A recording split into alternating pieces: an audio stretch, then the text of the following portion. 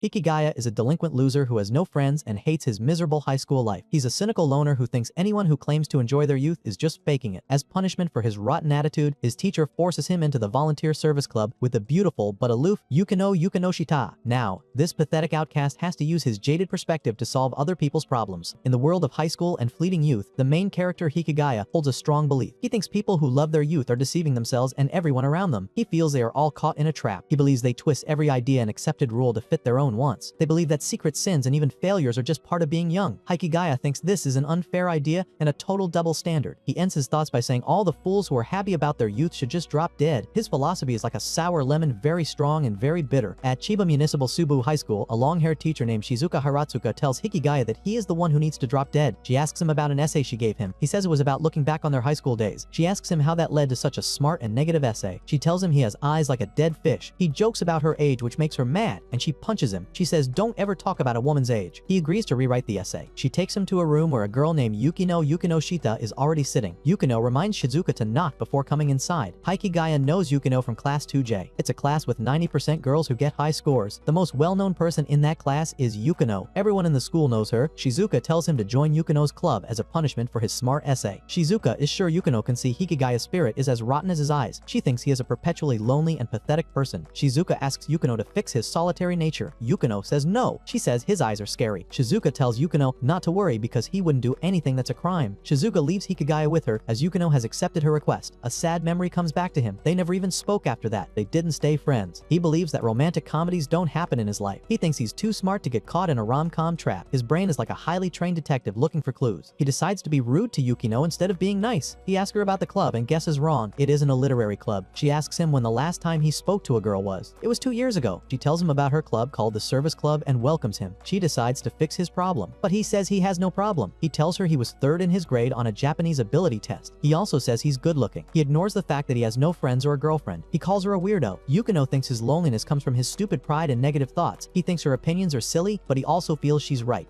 She believes that if he can talk to her, then he can talk with anyone else. He refuses to have pointless chats or be fixed. His stubbornness is like a rock in the middle of a river. Shizuka again comes inside without knocking. She feels Yukino is having trouble fixing Hikigaya because he doesn't think he has a problem. He refuses to change for people. He wants people to accept him as he is. Shizuka suggests a competition to see who can do the most service. The winner can order the loser to do anything. Yukino refuses because she's scared of competing against him, but she's a little annoyed that she's falling for such a simple trick. She accepts the challenge. The next day, he sits in the room where Yukino is sitting. She didn't think he would come. He asks her if she has friends. He wonders why she has no friends since people would probably like her. She calls herself lonely even though people like her. She remembers that in grade school, her indoor shoes were hidden about 60 times. It was all the work of other girls. The pranks were like a small storm every day. Because of that, she had to take her shoes and record her home every day. She had a hard time because she is pretty. She believes that the better a person is, the harder it is to live. She is determined to change the world. She hates the way he accepts his weaknesses as a good thing. He realizes that Yukino carries the pain of someone who has a hard life. It shouldn't be hard for her to hide that pain and live like everyone else, but Yukino doesn't do that. He is sure he and Yukino are alike in some way. He felt his heart wanted to beat faster than the clock. Meanwhile, an orange-haired girl named Yuigahama Yui from class 2F comes in, is totally different from how he is in class. She is surprised to see him in this club. She is ashamed that he's still a virgin even though he is a second-year student. She's mad that he uses bad words for her over and over. She calls him a creep out of anger. Sometime later, they all bake cookies because Yuigahama isn't very confident and wants their help. Yuigahama doesn't really want her friends to know that she's serious about this. She thinks acting serious doesn't fit with her friends. Yukino says no to giving help to people who don't try. She says the club is for people who want to help themselves. Hikigaya says he can just sit there and give his opinions. The cookies get burned. They look like charcoal from a hardware store. Yukino wants to fix this somehow. Yuigahama doesn't want to give up on cooking. She knows she has no talent. Yukino says to change her perspective. She believes people who don't apply minimal effort have no right to envy talented people. She thinks people who are not successful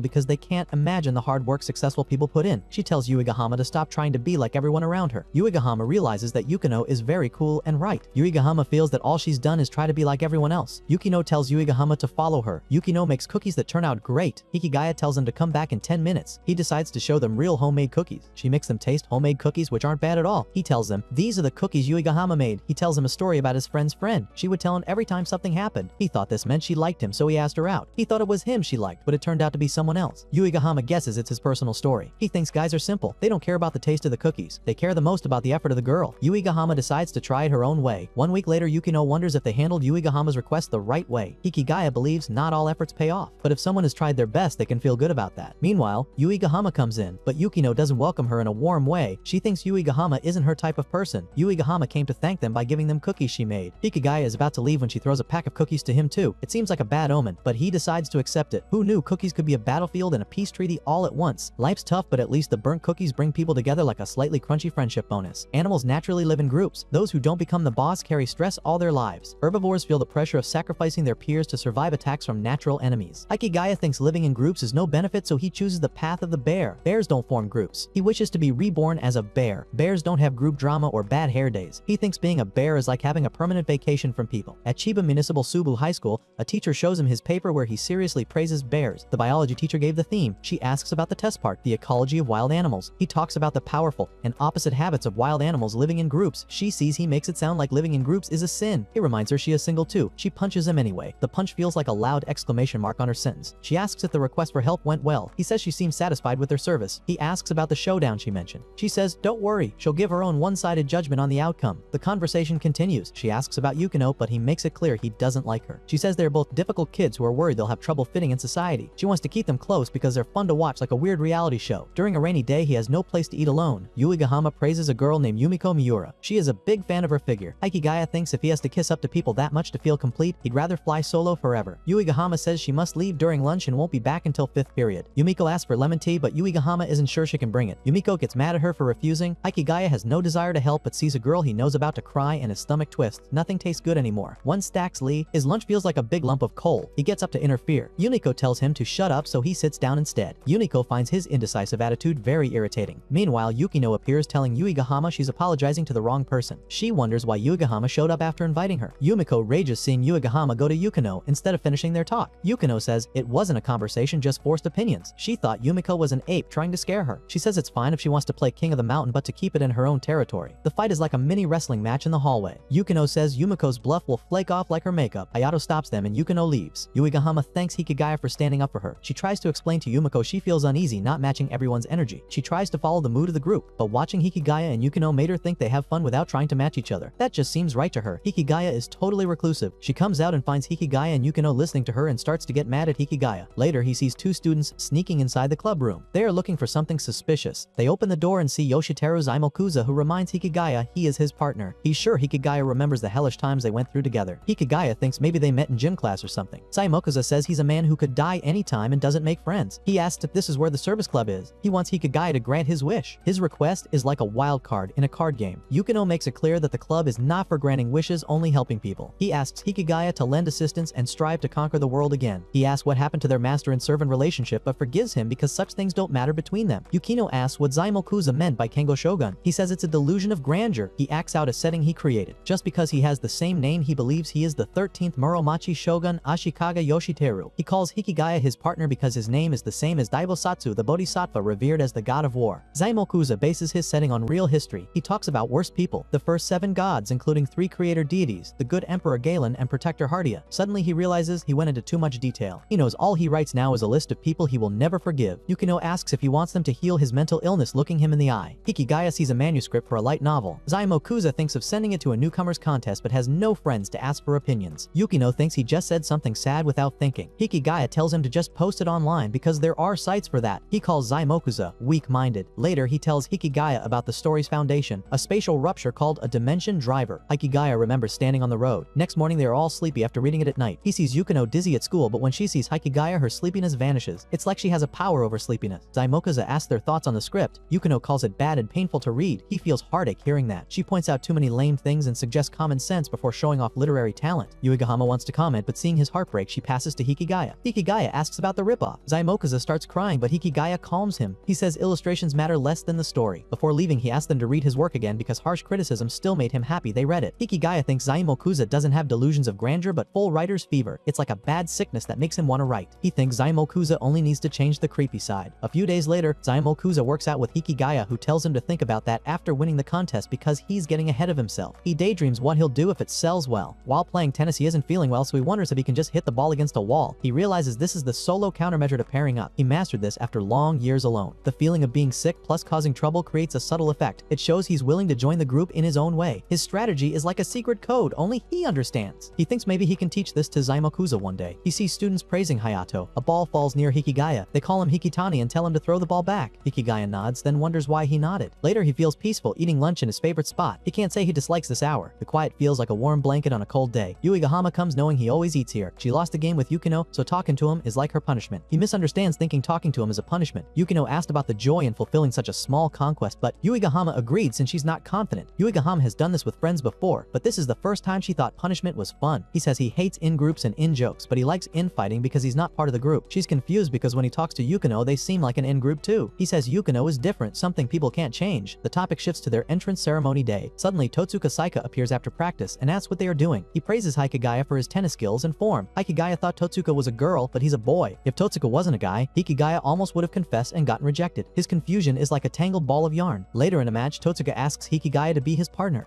Hikigaya finds him cute. After training, Totsuka says the tennis club is bad. After the third year's leave, it'll be even worse. He asks if Hikigaya would join. He asks Yukino, but she refuses. He thinks to quit service club, then pretends to join the tennis club and fade out. She says no group will accept him. They might just unite by seeing him as a common enemy. She talks about herself overseas and how girls wanted to get rid of her, but none could be better. He asks if they can do something for Totsuka. She thinks they should run until they drop, then swing, then practice till death. Yuigahama brings Totsuka for help. She says she's service club, but Yukino says no. Yuigahama joins the club by writing an application. Totsuka wants help to get stronger. Hikigaya is surprised she was serious. Days go by. The tennis challenge enters its second phase. Yukino goes inside looking tired because Totsuka isn't improving. Meanwhile, Yumiko and her group arrive. They want to play, but only Totsuka has court permission. Hayato is the ace of the soccer club and good looking too. Hikigaya thinks Hayato must be popular with ladies. He wonders if someone like him wants the court from someone with nothing. Zaimokuza appears. Yuigahama says their depressive servility doubles. Hayato wants to play Hikigaya. The winner gets the court during breaks. Hikigaya agrees. Yuigahama decides to play because she's in service club. She feels helpful like a superhero in a cheap costume. Hikigaya tells her not to because Yumiko glares at her with daggers. Yumiko asks if she's playing against her. The match starts. Yumiko is strong. She was chosen for the prefectural tournament in middle school. Yuigahama twists her leg. Hikigaya tells her to stand. He'll handle the rest. He says when he is serious, groveling and bootlicking are no problem. Yumiko mocks him for being left alone. He stops her. He corrects her and says he has no deep friendships to fight for. He feels like a lone wolf without a pack. Hikigaya thinks self-deprecating jokes freak people out if there is no familiarity. When sucking up, he must lose his pride first. He decides to show them what happens when he gets serious. Suddenly, Yukino appears in a strange outfit. Yuigahama asked her to wear it. Yukino plans to crush the cheap pride of Yumiko to dust. The match between the beautiful ladies starts. Everyone watches. Yukino lacks stamina confidence. She plays well but gets tired. Her movements are like a beautiful but weak dance. Yumiko sees Yukino come out of nowhere, but now she is finished. Yukino thinks Hikigaya will finish the match. Hikigaya knows Yumiko is unaware of the unique sea breeze that blows here early in the afternoon. Hayato doesn't know the breeze doesn't blow just once. Only Hikigaya sitting alone can hit the magic ball. He thinks the ball is like a secret weapon only he can use. Zaimokuza, who is still in his delusions, thinks Hikigaya is using legendary wind power. Hayato admits Hikigaya really gave him a magic ball. He has played many players, but Hikigaya faced everything head-on alone. He throws a ball high. Yumiko tries to hit it, but Hayato saves her from injury. Everyone praises him for his kindness. Yukino thinks they won the game but lost the match. She feels bad because Hikigaya won, yet the students ignore him. Totsuka thanks Hikigaya. Hikigaya wonders what kind of rom-com this is. Girls with girls, guys with guys. Later, he opened the door by mistake and sees Yui and Yukino changing. Yuigahama kicks him out. Lying on the ground, he thinks maybe this is how a youth rom-com should be. He sees her reading an article as smart as the tree stump it came from. His younger sister throws her clothes at him and runs off. He knows younger sisters are strange creatures no matter how cute, but he feels nothing. They both get ready and go to school. On his first day of high school, he got into an accident. He got too excited about his new life, so he left home an hour early and ended up in the hospital with a fracture. His sister tells him the dog owner came to thank him with sweets, but she ate them before he could. She says the dog owner goes to the same school but doesn't know her name. Shizuka reads Hikigaya's essay and thinks he has changed a bit. His motto is to stick to his guns, so nothing changed even after joining the service club. While smoking, she tells him to resubmit his application survey and that students will do workplace observation in groups of 3. He plans to watch his own home. Later, he goes to the club room. Yuigahama already went to find him, but people asked who Hikigaya is, making it hard for her. She asks for his phone number. He hands her his phone so she can type hers. She thinks his fingers are wasting away because he has no friends to text. Then she hears he texted a girl in middle school and drops her phone. He remembers exchanging numbers. He tells Yuigahama about the girl who was such a health nut that if he texted at 7 in the evening, she would answer the next morning saying she was asleep. Yukino says she just pretended to be asleep to ignore him and suggests he accept reality. He thinks he could make a Wikipedia by now since his messages look like spam. Yukino tells him to stop sending vulgar messages if he doesn't want to end up in court. He asks for proof, but she says his swords are proof enough.